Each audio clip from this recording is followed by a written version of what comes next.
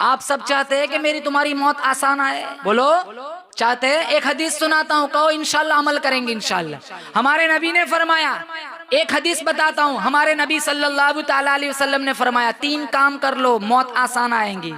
کچھ حالات ایسے ہوتے ہیں نا، سکرات، بندہ موت مانگتا ہے آتی نہیں ہے، وینٹیلیٹر پہ 22 دن ہو جاتے، پورا جسم گلوکوز بنا ہوا ہے، نہ پانی جا رہا ہے نہ خوراک جا رہی ہے، لیکن روح اٹکی ہوئی ہے۔ اللہم انی اعوذ بک من کرب الموت، اللہم انی اعوذ بک من سکرات الموت۔ اس سے تو خود میرے نبی نے پناہ مانگی، یا اللہ موت کی سختیوں سے پناہ مانگتا ہوں، پورے جسم کو بکری کی کھال کی طرح ادھیڑ دیا جائے اس سے زیادہ تکلیف سکرات کی ہے، جسم کو کینچی سے کاٹ دیا جائے اس سے زیادہ تکلیف سکرات کی۔ وہ مبتلا بھی کو پتا چلتا ہے کہ وہ کس موڑ سے گزر رہا ہے۔ ہمارے نبی نے فرمایا، مشکات شریف حوالہ دیتا ہوں، 3 کام کر لو موت آسان آئیں گی۔ موت تو آنی ہے، ایک دن سب مر جائیں گے، لیکن آسانی والی موت آئیں گی۔ ہم میں سے ہر بندہ چاہتا ہے بیت اللہ میں مرے، چاہتے ہو کہ نہیں چاہتے ہو؟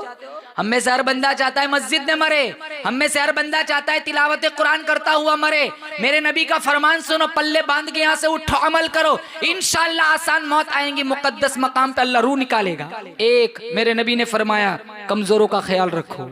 کوئی بندہ ایسا ہے مسجد تک نہیں جا سکتا، ہاتھ پکڑ لو مسجد تک لے جاؤ، یہ ہاتھ انشاءاللہ جنت لے جائے گا۔ موت آسان آئیں گی۔ بہت سارے لوگ ہیں جو معاشرے میں سماج میں کمزور ہے، چاہے کاروبار سے کمزور ہو چاہے جسم سے کمزور ہو۔ حضور نے فرمایا ضعیفوں کا خیال کرو، انشاءاللہ موت آسان آئیں گی۔ نمبر 2، دھیان سے سنو، نمبر 2 کان کھول کے ماں باپ کی قدر کرو، موت آسان آئیں گی۔ کون کہہ رہے ہیں؟ میرے نبی کا فرمان ہے، ماں باپ کے ساتھ اچھا سلوک کرو، موت آسان آئیں گی۔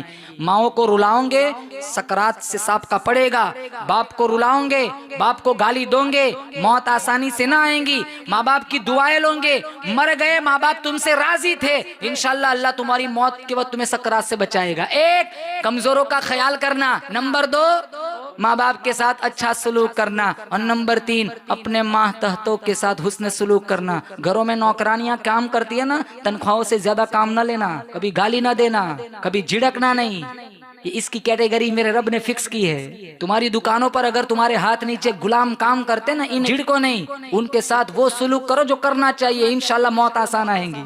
ایک بندے کے ہاتھ کے نیچے 10 بندے کام کرے، روزانہ سینکڑوں گالیاں دیتا ہے۔